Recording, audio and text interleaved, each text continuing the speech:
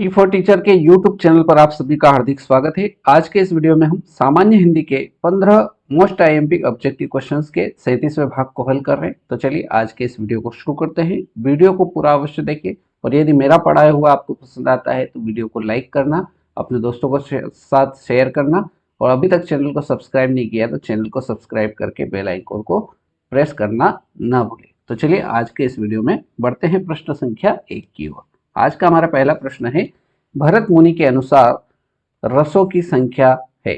भरत मुनि के अनुसार रसों की संख्या कितनी? 8, 9, 11 या 10?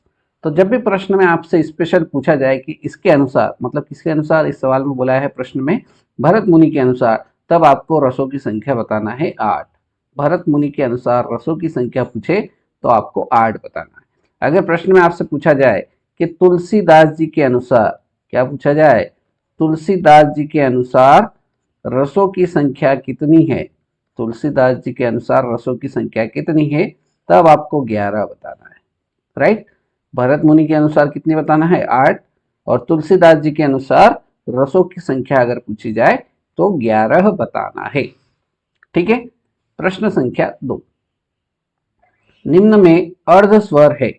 अर्ध स्वर होते कितने हैं? तो अर्ध स्वर होते हैं 2। कौन कौन से?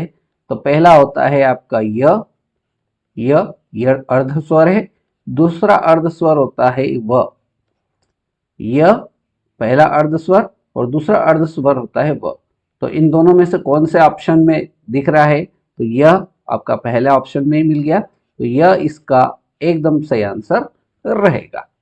ठीक है। क्वेश्चन नंबर 3, प्रश्न क्रमांक 3 है, छंद पढ़ते समय आने वाले विराम को क्या कहते हैं? गति, यति, तुक या गण? तो छंद पढ़ते समय आने वाले विराम को कहा जाता है यति। ऑप्शन बी एकदम सही आंसर रहेगा। प्रश्न क्रमांक 4, महाप्राण ध्वनियां व्यंजन वर्ग में किससे संबंधित है? जैसे व्यंजन वर्ग में कैसे संबंधित है अपन इसको समझते हैं। क, ख, ग, घ, ण। ठीक, तो ये आपका पहला, ये दूसरा, तीसरा, चौथा और पांचवा। तो इसमें 1 नंबर, 3 नंबर और 5 नंबर वाले वर्ग जो होते हैं ये आपके किसके अंतर्गत आते हैं? ये आते हैं अल्प प्राण के अंतर्गत। किसके अंतर्गत आते हैं? अल्प प्राण के अंतर्गत। और दूसरा और चौथा वर्ग जो होता है ये आता है आपका महाप्राण के अंतर्गत। ठीक, तो महाप्राण ध्वनि वर्ग व्यंजन वर्ग में किससे संबंधित होगी? दूसरे और चौथे वर्ग से संबंधित होगी। तो यहां पर ऑप्शन बी एकदम सही जवाब रहेगा। ठीक है, आगे बढ़े। प्रश्न संख्या 5, निम्न में से कौन सा शब्द जातिवाचक संज्ञा नहीं है? जवान, बालक, सुंदर या मनुष्य? तो इसमें अपने को बताना है कि कौन सा शब्द जातिवाचक संज्ञा नहीं है। जवान जातिवाचक संज्ञा है, बालक जातिवाचक संज्ञा है और मनुष्य, ये तीनों शब्द जो है ये जातिवाचक संज्ञा है, लेकिन सुंदर ये आपका जातिवाचक संज्ञा नहीं है। इसलिए ऑप्शन सी एकदम सही उत्तर रहेगा। बोलो आई क्या बात समझ में? तो आप कहोगे कि बिल्कुल आ गई ये बात तो समझ में हमको। चलिए आगे बढ़ते हैं क्वेश्चन नंबर 6 की ओर। प्रश्न क्रमांक 6 बोल रहा है, वन में लगने वाली आग। वन में लगने वाली आग वाक्यांश के लिए एक शब्द है।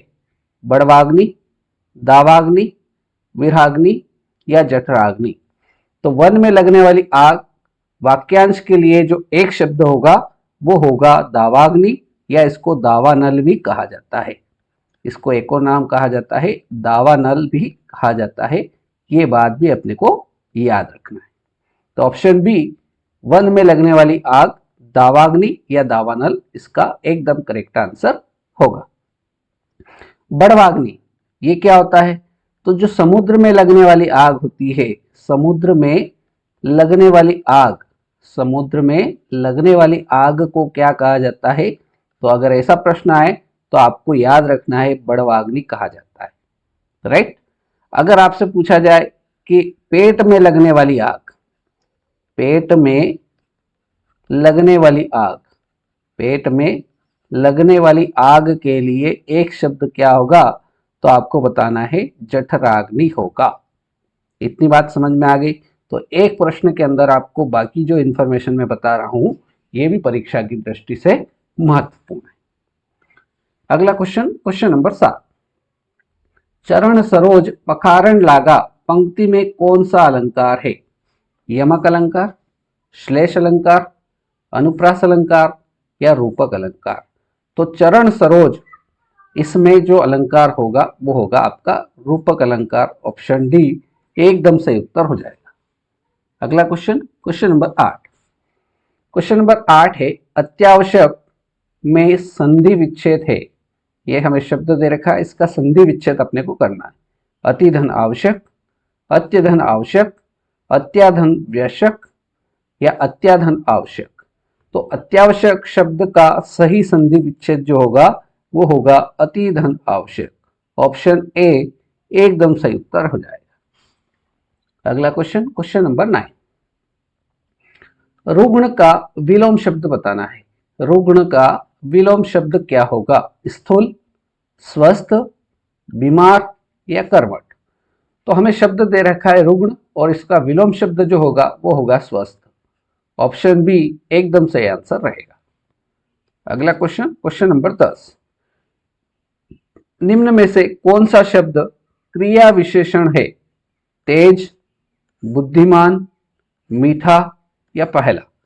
तो इन सारे में से, चारों ऑप्शन में से हमें बताना है कि कौन सा शब्द क्रिया विशेषण है। तो यहां पर देखिए ऑप्शन ए जो है तेज, ये क्रिया विशेषण शब्द हो जाएगा, तो ऑप्शन ए बिल्कुल सही उत्तर रहेगा। प्रश्न संख्या 11, करण कारक किस वाक्य में है? 4 वाक्य दे रखे हैं, इसमें अपने को करण कारक किस वाक्य में है ये पहचानना है। करण कारक के लिए क्या होता है? विभक्ति चिन्ह, से या के द्वारा। तो जिस वाक्य में से या के द्वारा आएगा वहां पर करण कारक होगा।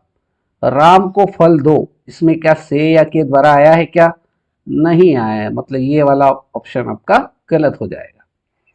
वह कलम से लिखता है, इसमें देखिए से आया है, इसलिए ऑप्शन बी जो है वह आपका करण कारक वाला वाक्य हो जाएगा। अगला ऑप्शन देखते हैं, वृक्ष से पत्ते गिरते हैं। यहां से आया है लेकिन यहां कैसी स्थिति है? वृक्ष से पत्ते गिर रहे हैं मतलब वृक्ष से पत्ता क्या हो गया? अलग हो गया है। अलग होने की स्थिति में अपादान कारक होगा, अलग होने की स्थिति में अपादान कारक होगा। और अगला ऑप्शन है यह कपिल की पुस्तक है, मतलब पुस्तक और कपिल के बीच में क्या है? संबंध है, इसलिए यहाँ पर जो कारक होगा वो होगा संबंध कारक। तो हमसे सवाल में प्रश्न पूछा था करण कारक किस वाक्य में है? तो ऑप्शन बी वह कलम से लिखता है, इसका एकदम सही उत्तर हो जाएगा। बोलो आई क्या बात समझ में?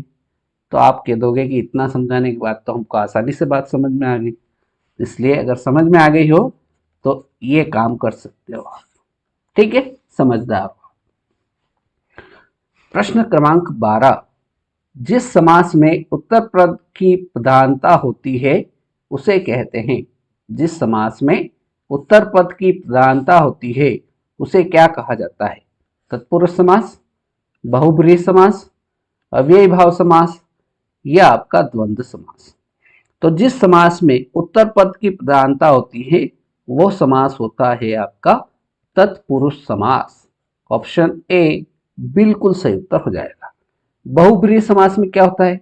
कोई पद प्रधान नहीं, कोई पद प्रधान नहीं, कोई पद प्रधान नहीं, वहां कौन सा समास होता है? बहुब्रीहि समास। अव्ययी भाव समास में क्या होता है? प्रथम पद प्रधान होता है, प्रथम पद प्रधान होता है, उसमें कौन सा होगा? अव्ययी भाव समास। और जिसमें द्वंद्व समास क्या होगा? दोनों पद प्रधान, दोनों पद प्रधान होते हैं, वहां पर द्वंद्व समास हो जाएगा।